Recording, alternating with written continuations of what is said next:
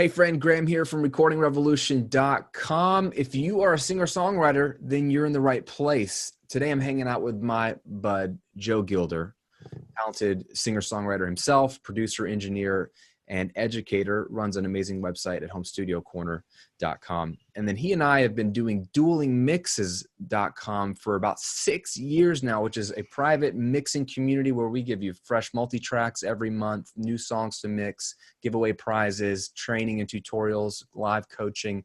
You can get your 14-day free trial and come check it out, see if it's something you like at duelingmixes.com. Link is below the video as well. But today what we want to talk about, and the reason I wanted to bring Joe on was because I'm a singer-songwriter.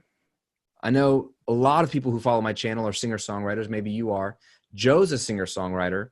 And a lot of times the problem is we have cool song ideas. We write hopefully a good song. And we just basically have our vocal and our main instrument. So it's either like, for me, vocal guitar.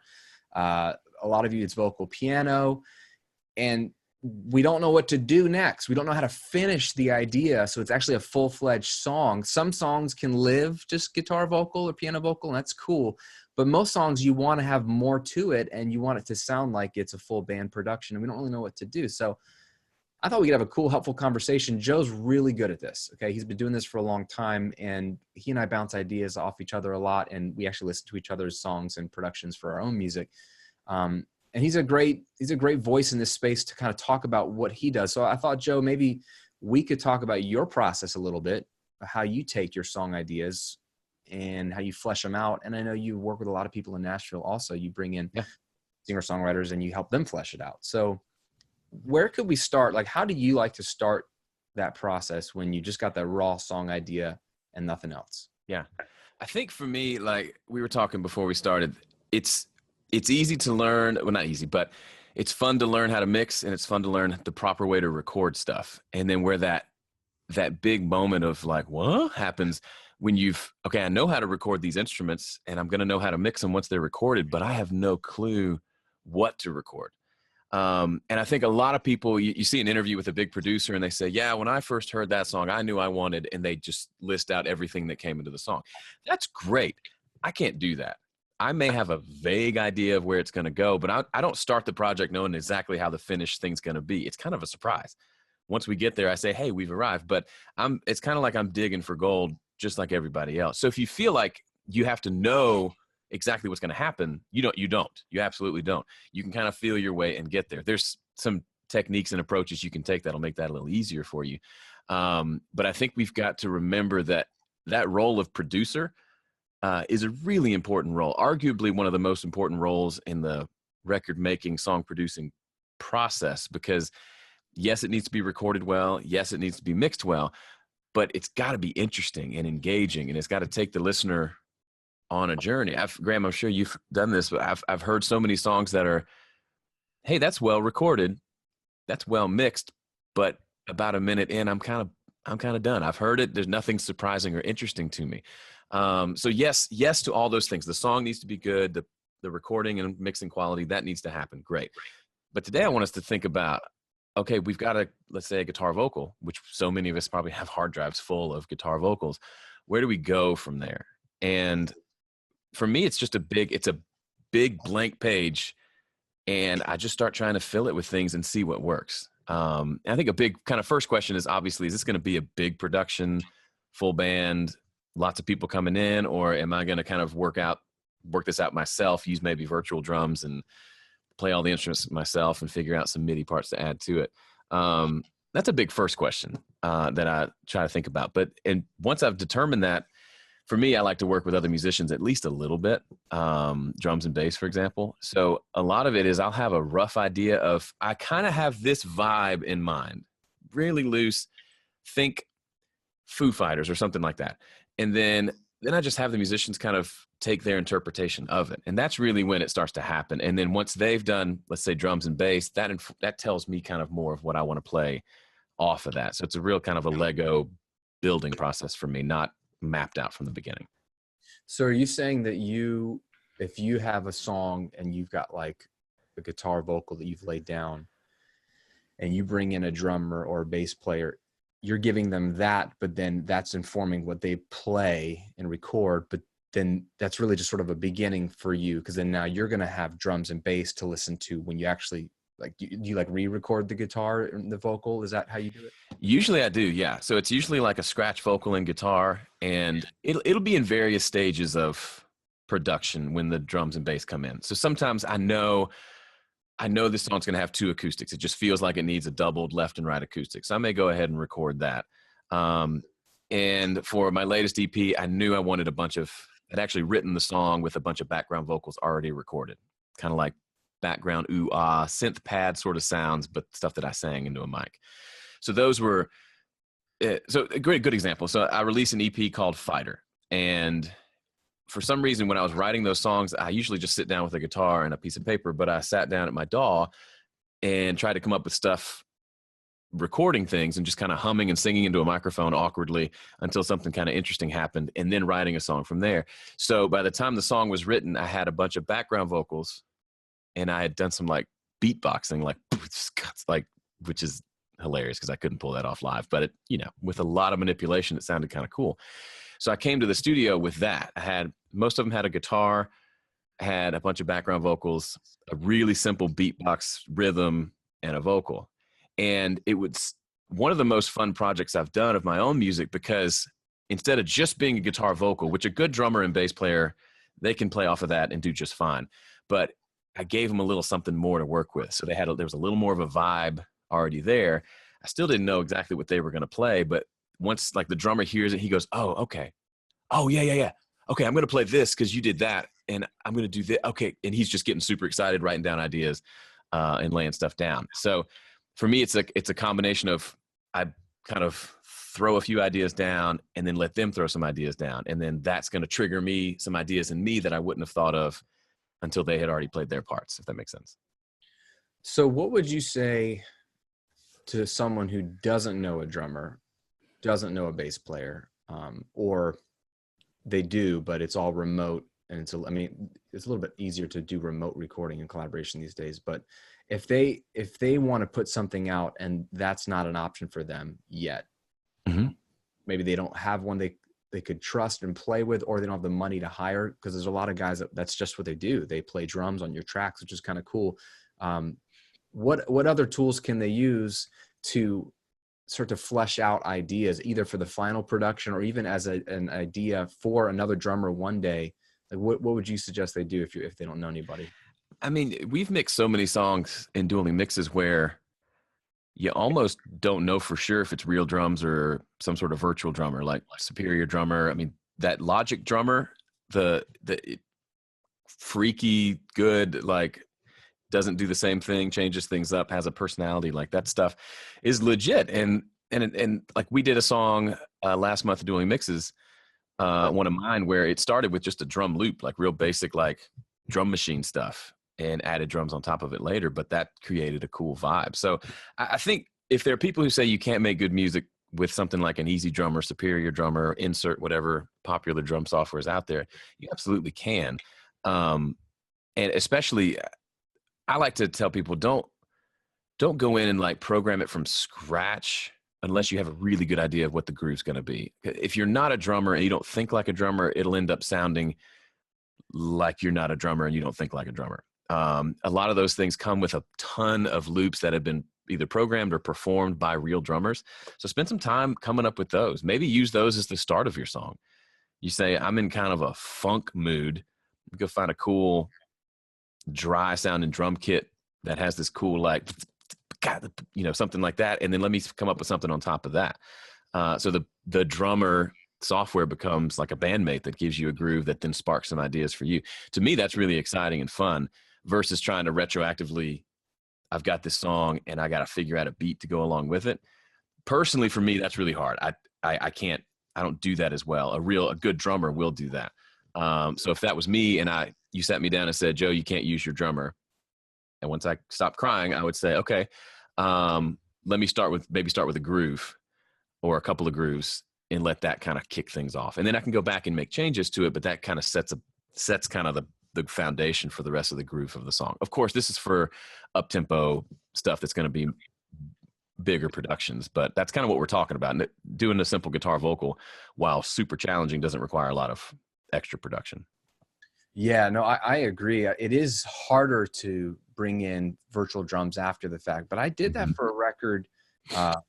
It's called Never Satisfied. And I always work with a drummer like you. And my buddy who plays drums on my records, Logan, he had moved up to Virginia. I'm still in Florida.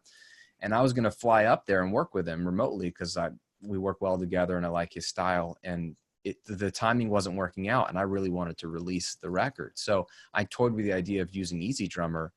And so I did a whole record, ended up using Easy Drummer for the whole record. It was a $99 budget.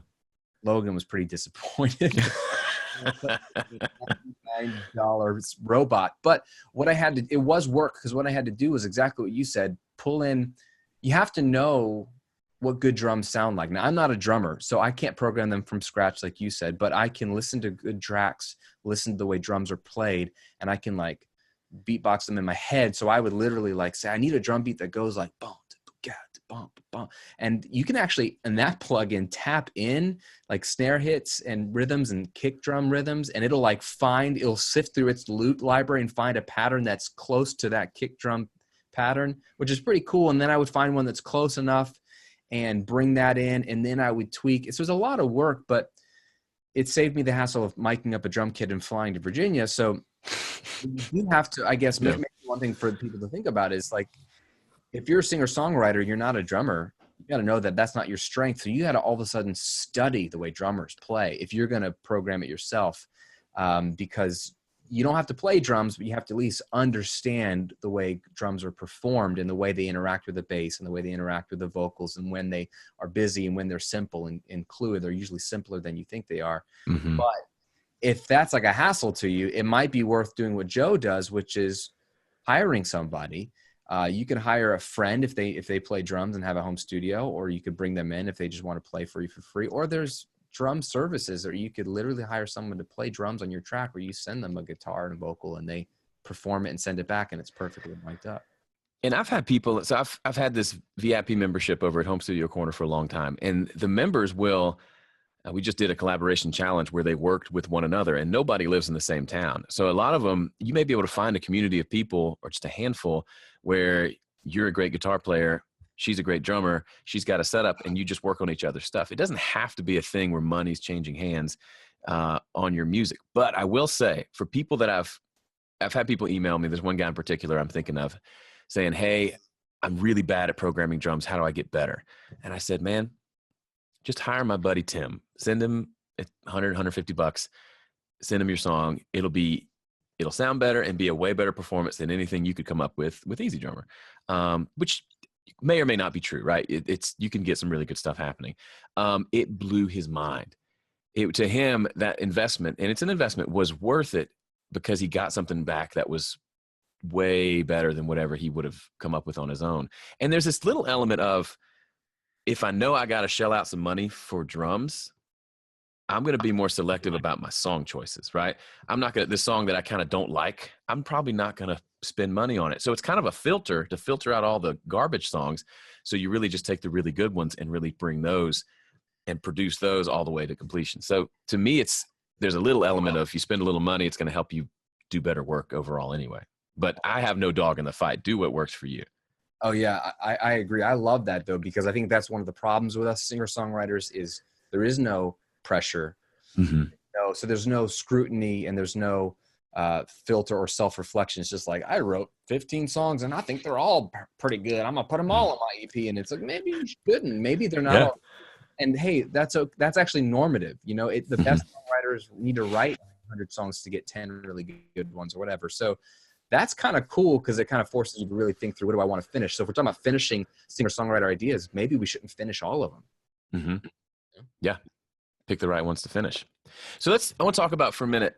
So let's say we get kind of the core done. Maybe that we've got a basic rhythm section. I feel like that's the point that you and I probably don't talk about a whole lot. Of, let's say I've got drums and bass and a guitar. Oh, what now? Are we done? Is this Rush and we're done with the trio thing? Of course we're not. Is this a Jimi Hendrix thing? We're just you just make it work with a guitar, bass, and drums, or are we going to have to add more stuff? And if so, that's the big $1 million question. What in the world do we add? What do you do, Graham? Like when you're in that spot, kind of what's your kind of first step towards some clarity? So since I'm a guitar guy, it's like drums, bass, guitar, and then maybe there's lead guitar parts if I'm creative. Mm-hmm. My buddy Brian, who plays guitar on a lot of my records. But I know that that's all I'm going to think of as a guitar player. And I know that there's so much more that goes into modern tracks and all kinds of genres that make them better and more interesting. So I usually think through like the arrangement, like what's going to make verse 2 more interesting than verse 1. You know, Mm-hmm. I'm going the whole time. So what could I put in verse 2? And then if I don't know, I'll open up like my sampler in Pro Tools. I think it's called Expand. And Yeah. Keyboard, and I'll just, is there a pad? Is there an organ? And I can't play keyboard, but is there a sound that could come in that I got to hold a note or 2 notes, or then I add another one in Pro Tools later in my hand. Might create just a texture or something that lifts the energy a little bit. That's one of my go-tos. Yeah. I've noticed in songs that we've mixed and dueling mixes or projects that I've mixed for people, when I get to the end of the mix and I'm thinking, man, this was a good song, almost always I've noticed there's like this sort of this triangle shape to the production. Like maybe there's a big intro, but then usually it strips back for the verse. And then from there, first one to the end, and this is way overgeneralized, but it seems like there's always something being added as you go. If you literally look at the session, there's more stuff on the far right-hand side than there is on the left. And there's usually kind of a progression of, like you said, the first chorus is still big and great, but then the second chorus, something new comes along. It could just be like a tambourine, but that's enough to lift it and take it. It's like, hey, we're in a new spot. And the listener's not saying, oh, I noticed a tambourine there. They're just saying, oh, this is cool. It's getting bigger. It feels, you know, the songs where you think it's just larger than life. And then when you go analyze it later, you're like, oh, okay, it's just these 8 things. It's not, turns out it's just those, but at the first time you heard it, it just smacked you in the face and just left you wanting more.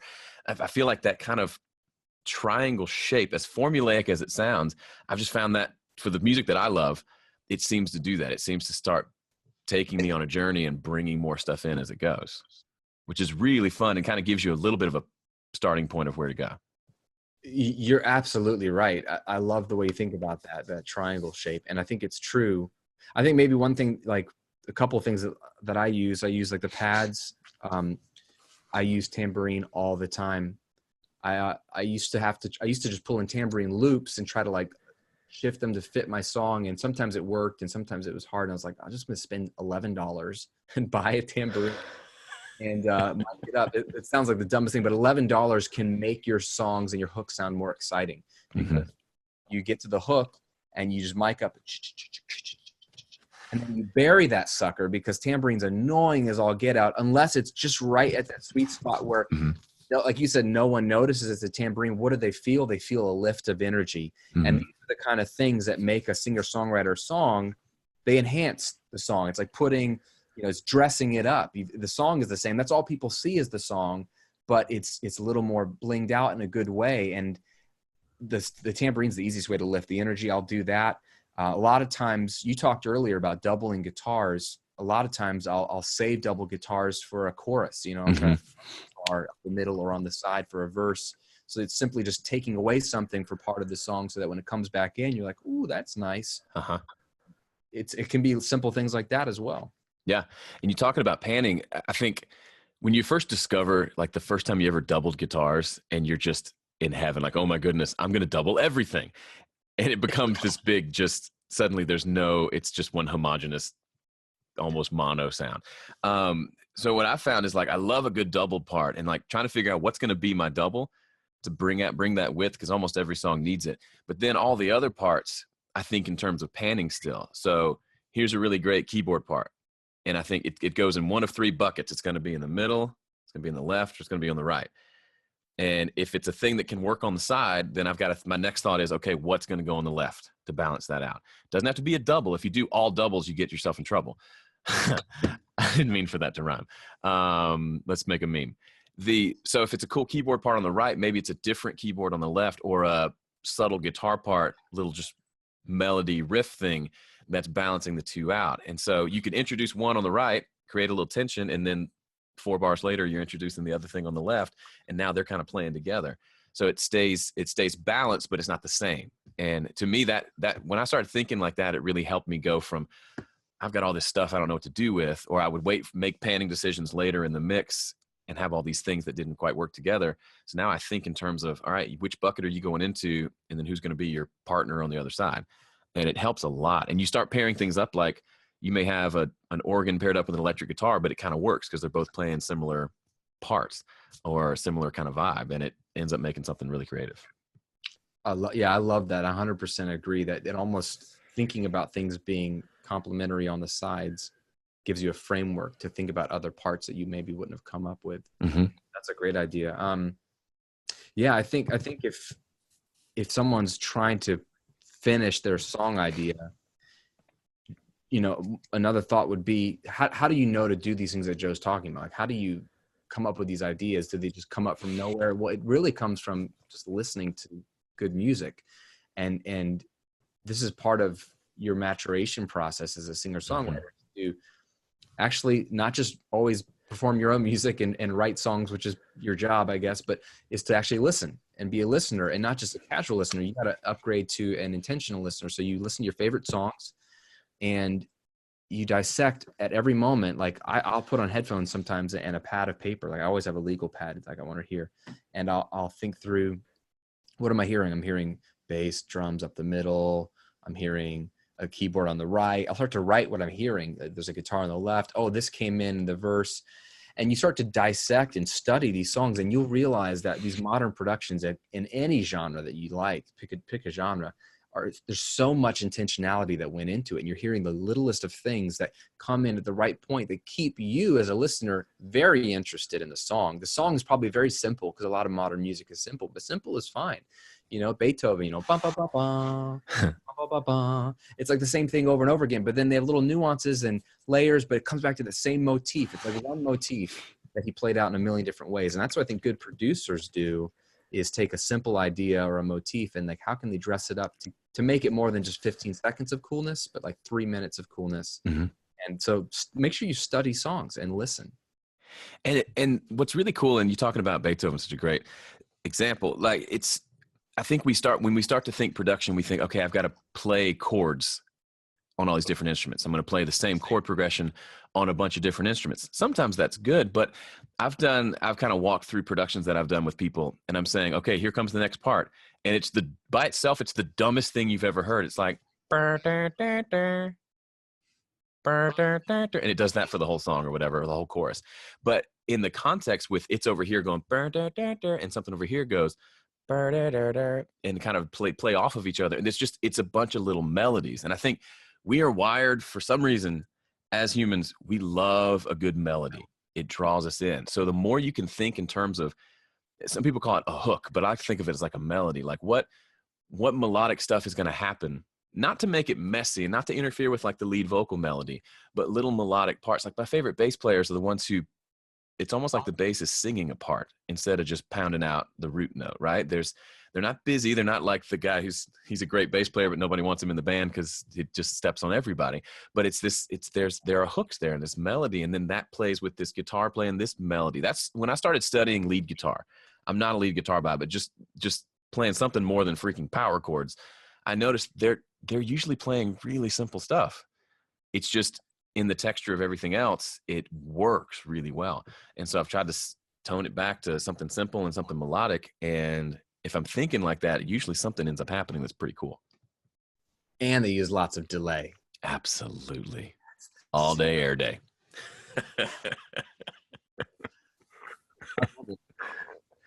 I love it. Maybe to kind of wrap up this conversation, because there's another element, and I don't know if you were thinking about this, Joe, but I've been thinking about it before.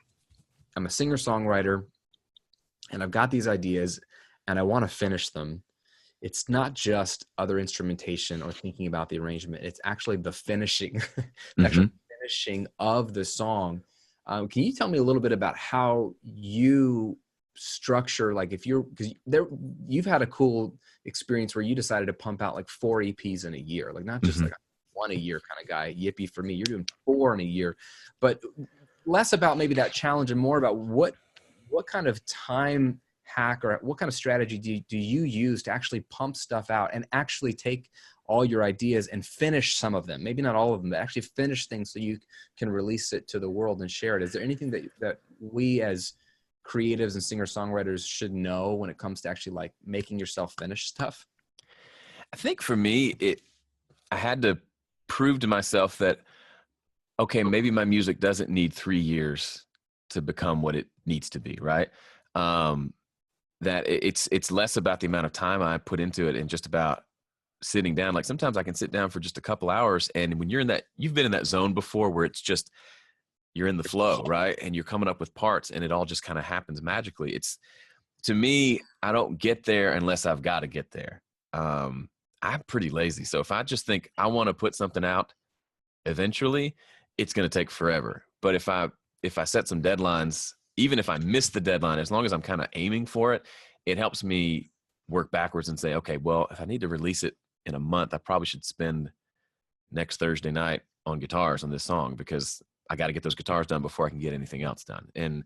Or just give myself an open 3-hour session just to kind of explore sounds on a song. And I don't know, I wish there was some really cool, like I use this really cool app that tells me what to do.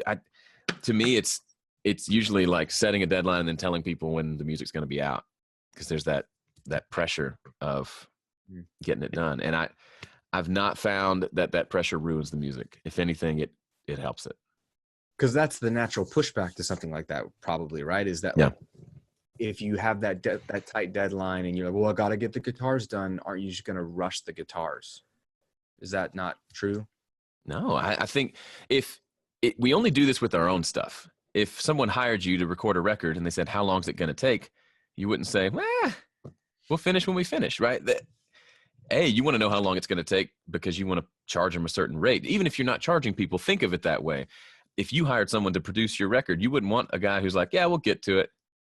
We'll get it done by 2020 or so. Like, you want someone who's going to say, yes, this is how long it takes. We're going to do this on this day, this on this day. We're going to have these buffer days because you never know what's going to come up. And it'll take this long to mix, this long to match. Like, it doesn't feel artistic, but that's reality. Like, there are certain things that have to happen for the art to be done. And if the more you can try to treat yourself like a client and give yourself a schedule and give yourself some deadlines and like when I work for clients, there's always that pressure of like, man, if I don't do what I told them I'm going to do, this is going to be awkward and uncomfortable. And I'm going to have to play catch up because they're expecting me to get done the stuff I said I was going to get done. So I feel like we need to give ourselves a little bit of that, treat ourselves a little bit more like a client and less like an afterthought. That's awesome. I love that thought. I think that's a great place to end, because I think that's a huge part of, like, when I started songwriting, needing to get to that level of like treating myself like a professional. Mm-hmm. Right. If somebody hired me to produce their song, I would be a lot more intentional. I would make deadlines and I would get it done quickly, and it'd still be good because I don't want to deliver crap, but I don't do that with myself. So that's a great challenge. I love it. And I hope this conversation has been encouraging to you. You know, if you are a singer songwriter, there's a lot that we can do on our own, you, me, and Joe, but there's a lot that we can't do. And maybe your takeaway is bringing on someone else to help you. Maybe it's being more creative and thinking about that triangle of like, how can I layer this so that the song continues to have this cool journey? Maybe it's just setting a deadline and actually telling your fans, I'm going to release a new single next month or new EP on this date. I mean, any of those are going to help you finish your idea, to go from idea to actually releasing something. And there's a lot of good that can happen from that. And I know that's what you want. That's what you're, unless you're just writing them for you, which is cool. But if you're watching this, you probably want to finish those ideas and share them. And if you've never finished one before, it's a great feeling. And it starts this whole flywheel of, that was fun, let me do it again. Oh, let me do it again. Let me do it again. Let me do it again. And you start being really prolific. But that first one's probably the hardest one. 100% agree. And if you're watching this, if you want something cool to sort of encourage you and inspire you a little bit, Joe's put together an incredible little mini series called Behind the Song. And the idea was really cool, where he filmed himself in this taking one song from like the songwriting phase, like what does it look like in writing the song and putting it together, to the recording phase. Now what do we do with the song that we've recorded or written it, recording it, and then to the mixing phase. Because a lot of times we see, you know, maybe a mixing tutorial, or we see a recording tutorial or a songwriting technique, but we rarely get to follow a whole song from song idea to completion. So he's put this together for just our Dueling Mixes members, which is, again, our monthly mixing community. But I want you to get a handle on it and be able to watch it. So if you're watching this and when this video comes out in November 2018, then this is a limited bonus you can get. And you can get it by joining Dueling Mixes for free. The link's below. There's a 14-day free trial. And again, this monthly community, Joe and I, we each take a song, new song, and we both mix it independently. And we arrive at two totally different mixes, and you upload them, and you get to listen to how this one set of multi-tracks can sound totally different depending on how you hear music. But you as a member, you get the same multi-track so you can mix it. You get our tutorials on how we mixed it. There's live coaching. We give away gear every single month. And then there's this active community of people critiquing each other's mixes and encouraging each other, and a whole lot of community happening inside of Dueling Mixes. And if you join for free, try out the trial, you can get the behind the song bonus. It's a 3-part bonus that Joe's been doing the last few months, which is really, really cool. I think it might inspire you as you are trying to finish your songs as well. So that's all at duelingmixes.com. Links here and below the video. So Joe, thanks for hanging out, man. It's super fun. Glad to be here. And if you have any questions for me or Joe, leave a comment below as well, and we'll jump on and try to answer and help you along in your journey. Thanks for watching. Thanks for subscribing to the channel. I'll see you on another video real soon.